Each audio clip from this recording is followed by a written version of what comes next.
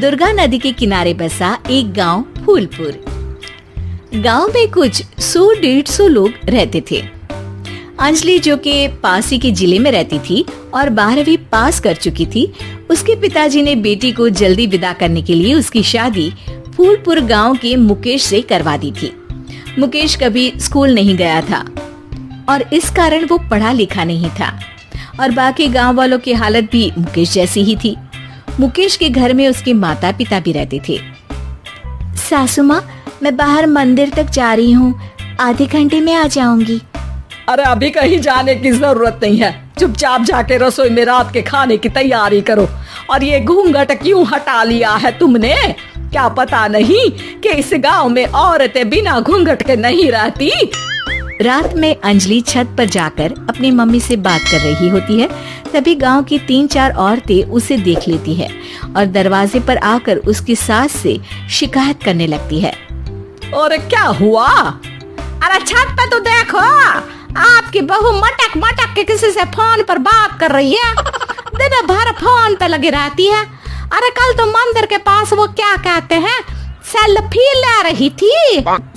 शहर की बहू रखना अच्छा शान की बात है, पर देखना इसके लक्षण से ये तो तुम्हारे परिवार को बदनाम ना कर दे।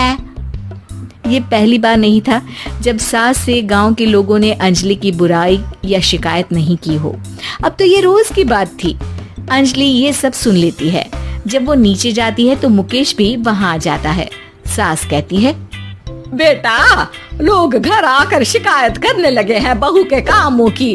देख लो, पति हो, संयम से रखो इसे।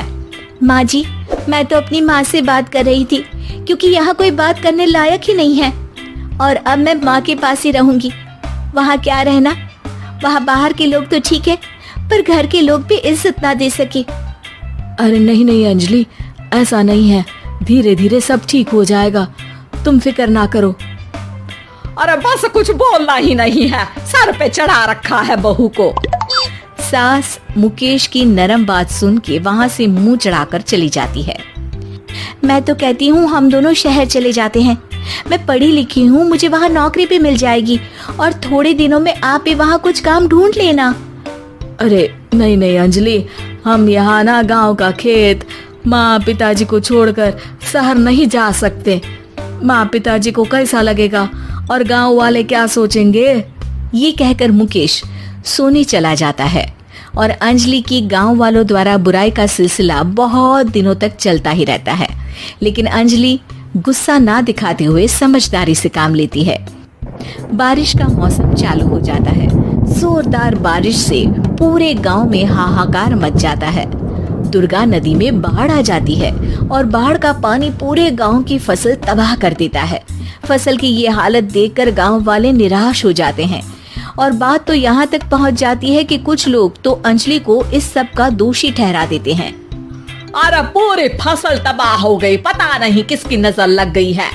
अरे जब से चौधरी परिवार में ये शहर की बहू आई है ना, तब से ही गांव की शांति चली गई है।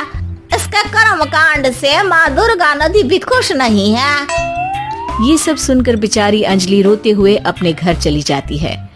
कुछ दिन बाद सभी गांव वाले अपनी फसल का मुआवजा लेकर अपने अपने घर आते हैं। मुकेश भी 1500 लेकर आता है।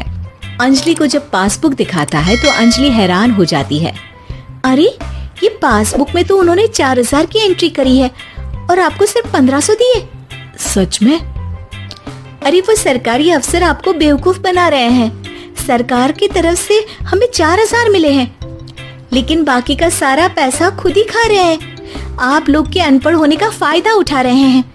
ये सब सुनकर मुकेश परेशान हो जाता है लेकिन अंजलि उसे हिम्मत से काम लेने को कहती है और सुबह होते ही मुकेश को पंचायत कार्यालय ले जाती है और साथ में गांव के और लोगों को भी। आप सरकारी बाबू क्या गांव के लोगों को बेवकूफ समझते हैं? आपको क्या लगता है ये पढ़े लिखे नहीं है तो आप कुछ भी मनमानी करेंगे? ये बेचारे दिन रात इतनी मेहनत करते हैं, ये हमारे अन्नदाता हैं और आप इनके साथ ऐसा धोखा करते हैं। अरे क्या बके जा रही है ये लड़की, किस धोखे की बात कर रही है? अपने कांड करके नदी माँ को नाराज करके हमारा नुकसान करके इसे चैन नहीं मिला क्या? सरपंच जी, इन सरकारी बाबू ने मुझे बेवकूफ बनाया है और मेरे हिस्से के पैसे खुद चट कर गए। बस ये सुनते ही सरपंच वहाँ से दुम दबाकर भाग जाता है।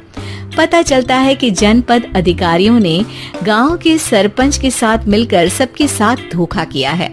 सब लोगों का विरोध शुरू हो जाता है और आखिर में अधिकारी सब गांव वालों के हिस्सों के बचे हुए पैसे उन्हें लौटा देते हैं और कई दिन तक सरपंच गांव में लौटता ही नहीं।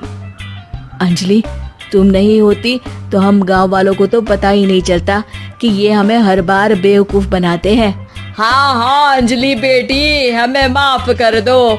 हम सब तुम्हें बुरा भला कहते रहे, लेकिन तुमने ही आज हमें बेवकूफ बनाने से बचाया है। हमें तुम पर गर्व है बेटी।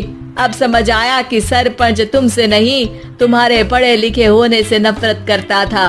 क्यों ना इस बार हम अंजलि को ही सरपंच पद के लिए चुन ले? क्या कहते हो गांव वालों? पढ़ी लिखी सरपंच। बस पूरा गांव अंजलि के लिए ताली बजाता है और अंजलि की सास उसे खुशी से गले लगा लेती है।